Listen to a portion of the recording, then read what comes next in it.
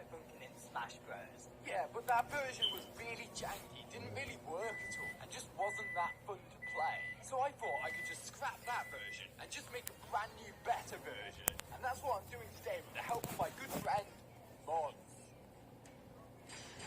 So once again, I'm splitting this project into 3 different parts: the custom stage, the rule set, and the mods. Obviously, the first part that I focused on was the custom stage.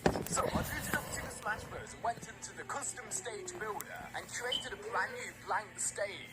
So the plan with this stage was to have one player stuck in a room where they had to body block projectiles, so the other player would be throwing at them at 4 different set heights. And if they didn't body block the projectiles, they'd die. And there were a few big issues from the stage from my last video that I'm trying to avoid here. Like the player stuck in the room being able to destroy the platform below them, bigger characters not even being able to access the area below, and how difficult it was to throw the items into the hole. So with that in mind, after about an hour, I made this first prototype.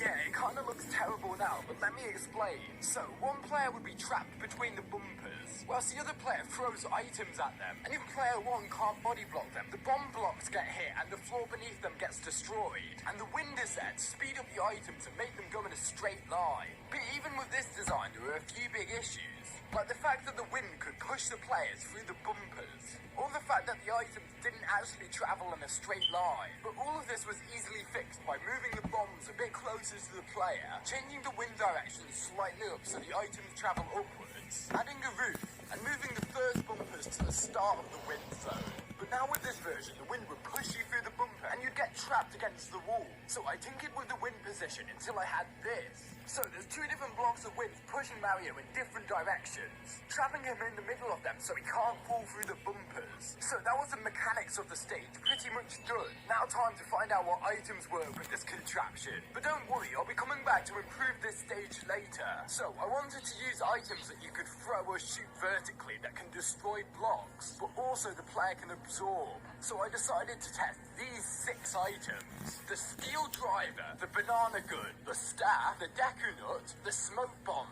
and the pitfall. I found that the Deku Nut worked where it stunned and damaged the opponent. The pitfall, the staff, and the banana gun just didn't work at all. The steel driver was just way too fast. I found that the smoke ball works almost perfectly. It would have been perfect if it didn't create any smoke at all, but it works good enough. It doesn't even damage the players when it hits them. Now that I figured out what item I'm using, let's figure out the rest of the rule set. I decided to make it a free stock battle with items on high, and that was literally the entire rule set. Anyway, with the rule set done, we can now move on to making the custom stage better. So I added a portal so people could actually access the Friday Night Funkin' room. I also added a load of cannons leading towards the portal, so if you get hit into one of the cannons, you end up getting flung around into the portal and then end up in the room. I also adjusted the ground in the room just so players couldn't fall through the ground.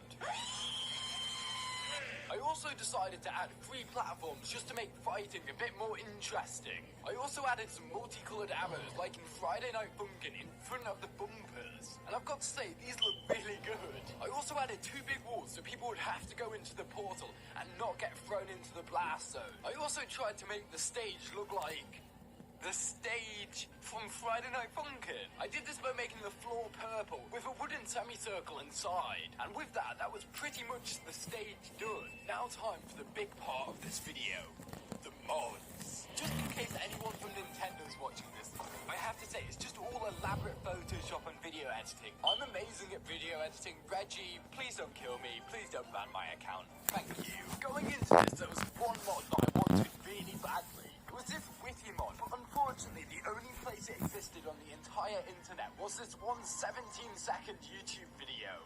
So I looked at the channel that uploaded the video, and then saw there was an account by the same name on Game Banana. So I sent them a message asking for the mod, and then a few hours later he responded with a download link. So I think I'm one of the only people in the world to have this mod, which is pretty cool. Anyway, this mod goes with a Sephiroth, which I had to buy. So here's how this mod looks in game, along with 2 other mods I installed. One being Boyfriend over Mario, and one being Daddy Dearest over Ganondorf.